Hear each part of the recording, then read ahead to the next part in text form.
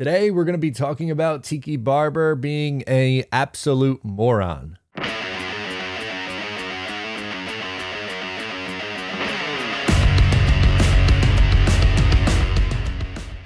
Hey, what's going on? I'm Matt O'Leary, back with another video, and today we'll be talking about former friend of the show, not really, he was never a friend of the show, Tiki Barber, with his pretty uninformed take. Before we get started today, I just wanted to mention that you can follow me on social media at Matt O'Leary NY. If you haven't already, please make sure to check out the Just Jets podcast. We also have Exit 16 West over on Patreon. You have bonus articles. You also have Jets analytics during the season. I had an article go up earlier today, and we talked about 10 predictions for the rookies. So if you're interested, check that out. Link to everything is down below in the description. So Tiki Barber had this interesting take. I'm going to roll the clip and then react to it because this is just... I don't think you could be any more uninformed on Zach. Isn't the narrative what we pay attention to? And the narrative around Zach Wilson is that he's hanging out all the time at the Rangers games. He's at the Yankees game. Maybe it was a Mets game. I can't remember. He's everywhere. And then we love his love life for whatever reason. I don't really care, but as long as he's balling, I don't care. But we love it. And so I almost feel like it's intentional. Right, he's putting himself out there intentionally to build his brand, just like all these young players that come into any sport. It's what they do. But we're not talking about the things that I assumed, at least according to last year's talking points about him, was what he loved to do, which is grind on football, like sit for hours and watch tape and be out on the field and overwork, like all those things. I haven't heard that once this offseason. I know what he was actually doing.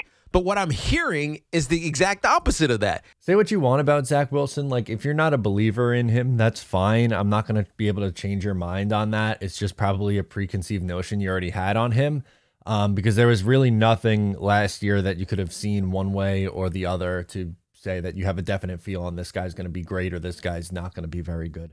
But it's the idea that he is no longer trying or no longer putting in that effort couldn't be further from the truth. As what was the biggest story from the offseason with Zach Wilson?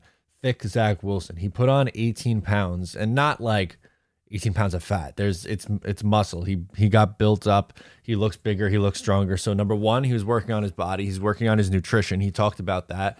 He has a workout regimen, and he is a personal chef or a nutritionist working with him to get his diet right. So he's putting in the effort for his own physicality.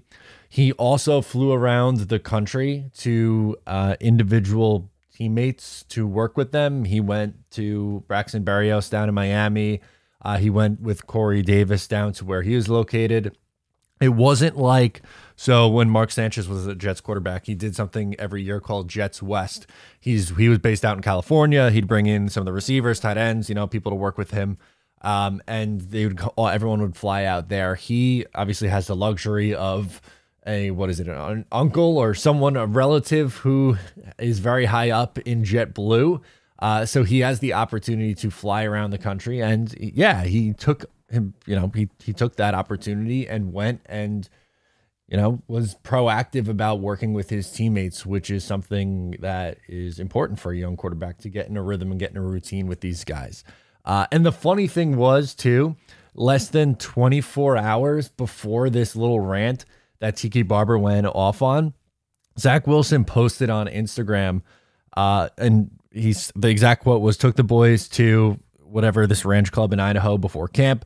Poor cell service, what I miss." Obviously talking about the whole controversy or drama that happened over the weekend, but he went to Idaho, which is a little strange that they did it out there, but that's a topic for another day. But leading up to training camp, 2 weeks before training camp, he got his teammates together for a little bonding session over the weekend, and they were throwing, and guys like Braxton Berrios was there. Elijah Moore was there. There were running backs involved. There were tight ends there. It was just a team bonding experience and getting throws in. They don't have to do that. You don't have to do that. But again, they're putting the effort in, because obviously at this point, it's before training camp gets underway. Rookies report next week. And there's so many rules and regulations now on when guys can get together as a team and when they can work together. But he's, once again, being proactive and doing things on his own. So I really don't want to hear about Zach Wilson not putting in the effort. If he doesn't work out in New York, then it's just wasn't meant to be. It's not for a lack of effort. It's not for a lack of trying. So Tiki Barber couldn't be any more misguided with that take. And it really just took, I don't know, 15 seconds of research to find that. Like, I don't know, check his Instagram and you would have found it a post less than an hour or 24 hours previous about him spending a weekend with his teammates doing a training session.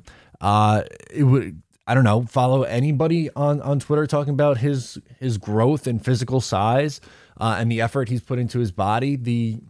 Again, the pictures of them flying around, like it was very well documented what he was doing this offseason. So just because he went to a Rangers playoff game and a Yankee game, like that's out the window, or the story of that came out last weekend, it's out the window. Zach Wilson's no longer a film junkie. He's no longer trying. That just could not be any further from the truth. And it's frustrating because this guy has a radio show on the biggest sports radio network here in New York, a midday show. So a pretty nice time slot. It's not morning drive or afternoon drive, but midday show is a pretty big deal. He's a former athlete. He's a former NFL player. So you would think that he, I don't know, is still in touch with the league, but it seems like he couldn't be any further out of touch with comments like this. So let me know, sound off in the comments below. Once again, I am Matt O'Leary. Make sure to subscribe if you're new here. I'll talk to you next time.